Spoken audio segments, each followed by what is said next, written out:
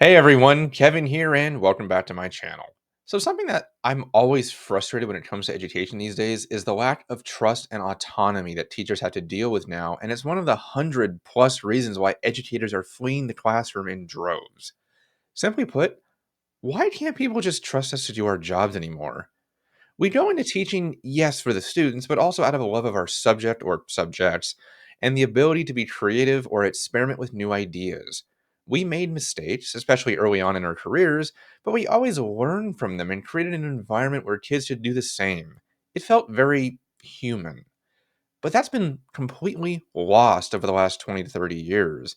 Teachers are chronically micromanaged and are given so many things to do that get in the way of good teaching that it prevents us from really doing our jobs as effectively as we used to. Worse yet, most of these tasks are incredibly pointless and prevent teachers from spending time crafting good quality lessons and coursework for students. My favorite example of this is the annoying mandate to write the objective and grade level standards on the board every single day. Does this necessarily take that much time? Well, no, not really, but it's still a meaningless exercise and adds just one more thing for us to do. I started having to telegraph everything I was going to do to the point that it removed the exploratory nature of teaching to me. There's no aha moment for the kids when everything is just given to them on a silver platter. It got to the point where I was adding essential questions for the entire unit, too. Here's a picture of one from early on in my career that I still have in my camera roll for some reason to give you an idea of what it looked like in my classroom.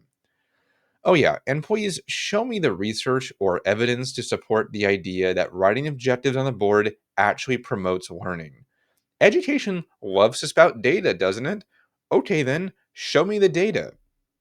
But you can't, because there isn't any. You know why we actually do it? Because administrators don't trust us to teach things on our own and want to be able to easily identify what you're doing at a glance for their inevitable impromptu walkthroughs to evaluate you, which is yet another way educators are micromanaged, by the way. And I was so tired of administrators who had never been teachers or ones who had become administrators because they were genuinely awful teachers telling me how to teach and focusing on stupid things that they found important. During those walkthroughs, they would often comment that I wasn't walking around the room enough, or that I wasn't talking with every single student, or whatever thing they found wrong just to validate their existence in the room, since my content and teaching methodologies were all just fine.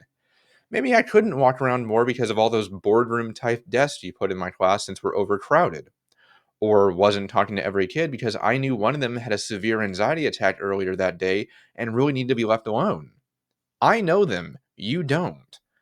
I feel the same way when it comes to so many schools now mandating that all lesson plans be approved by admin, or that you have to create these long winded theoretical ones for formal evaluations that literally no one ever makes as a teacher, since we don't have the time or need to do so. All of those mandated objectives and lessons point to the increasing levels of standardization and decreasing levels of autonomy that are actively hurting students and making teachers feel de-professionalized. And there are dozens of other smaller examples like this to pick from. One year we have to teach certain books that are approved rather than ones we want to use.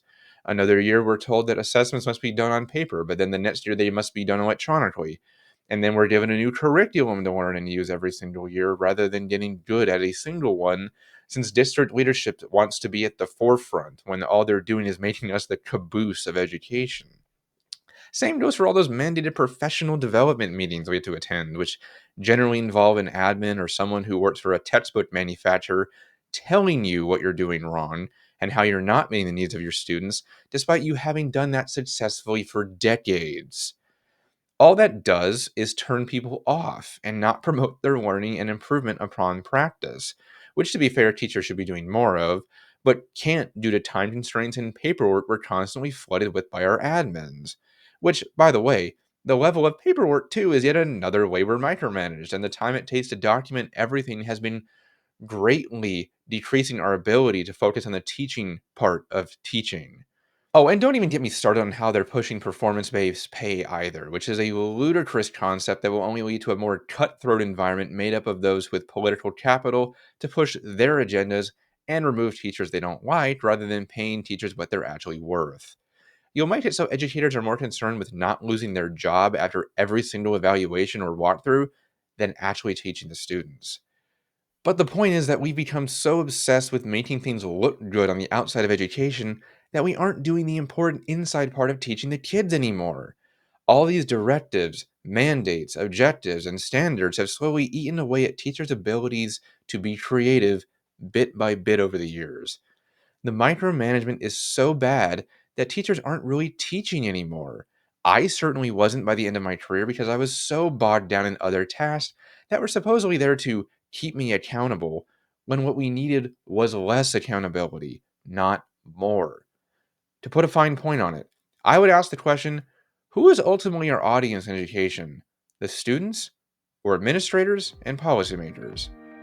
I feel that we've moved far too much toward the latter in recent years, and it's why we're seeing decreasing literacy rates and higher levels of social promotion than ever before.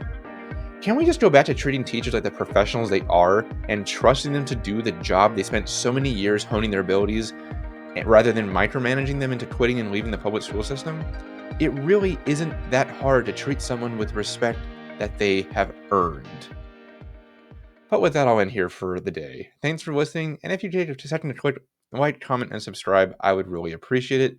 You'll stay up to date with all of my content, and it helps me continue reaching new people struggling through this in the future. For now, though, I've been Kevin, and I'll see you in the next video.